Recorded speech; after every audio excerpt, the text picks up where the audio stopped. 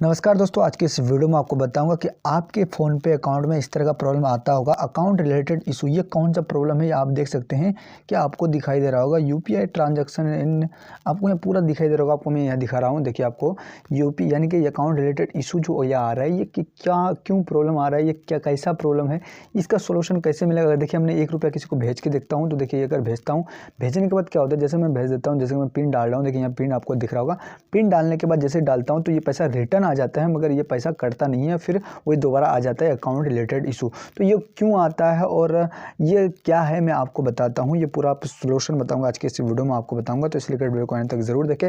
मैं आपको बता दें, अगर आपके पास आप नेट बैंकिंग चलाते हैं या कुछ भी चलाते हैं, तो मैं आपको बता दें, ये जो है ये अकाउंट जो है, अगर आपका माइनर है यानी कि आप 18 साल से कम एज में अगर आप खोले थे और अभी आपका 18 साल एज हो चुका है, तो अगर आपको इसमें क्या करवाना होगा, KYC। देखिए आपको यहाँ दिख रहा होगा, यहाँ आपको माइनर और मेजर दिख रहा होगा। तो माइनर में आपको दिख रहा होगा आपका अगर मिनी ब्रांच में आप खोलें, इसका बहुत सारा रीजन है, ठीक है। अगर आप मिनी ब्रांच में इस अकाउंट खोले हैं, तो आपको जो है बड़े ब्रांच में, जिसको बोलते हैं SBI या सेंट्रल बैंक, जो भी बड़ा ब्रांच हो, उसमें जाके आपको अकाउंट को ट्रांसफ़र करवा लेना है। उसके बाद आपका KYC कर लेंगे तो आपका जो कंप्लीट हो जाएगा। ये आपका जो है अपने आप सोल्यूशन निकल जाएगा। देखिए आपको यहाँ दिख रहा होगा, आपको ये कौन सा बैंक है, ये फिनो बैंक है। ये फिनो बैंक का जैसे कि आता है, मैं आपको यहाँ वीडियो बना रहा हूँ, आपको यहाँ दिखा रहा हूँ कि ये आपको फिंगरप्रिंट लगा के KYC करेंगे तो आपका जो है कंप्लीट हो जाएगा। और इस तरह का आप कहीं से भी, आपका कोई भी एनी बैंक हो, कोई भी बैंक हो, आप इस तरह का इसका सोल्यूशन मिला सकते हैं। 24 घंटे के अंदर ये आपका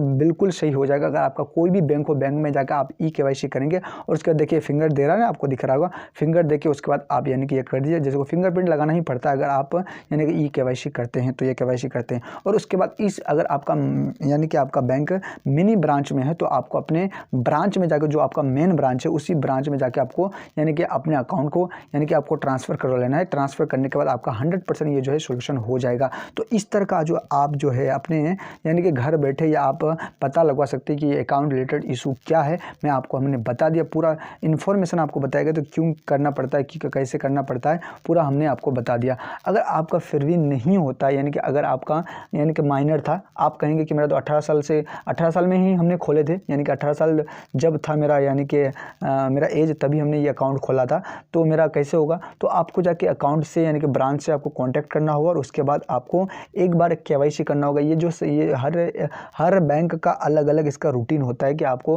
कैसे क्या करना है, कैसे नहीं करना है, कितने साल में, कितने महीने में, कितना आपको KYC करना पड़ता है, ठीक है। तो आपको KYC का, ये जो KYC का फुल फॉर्म आप जान लीजिए।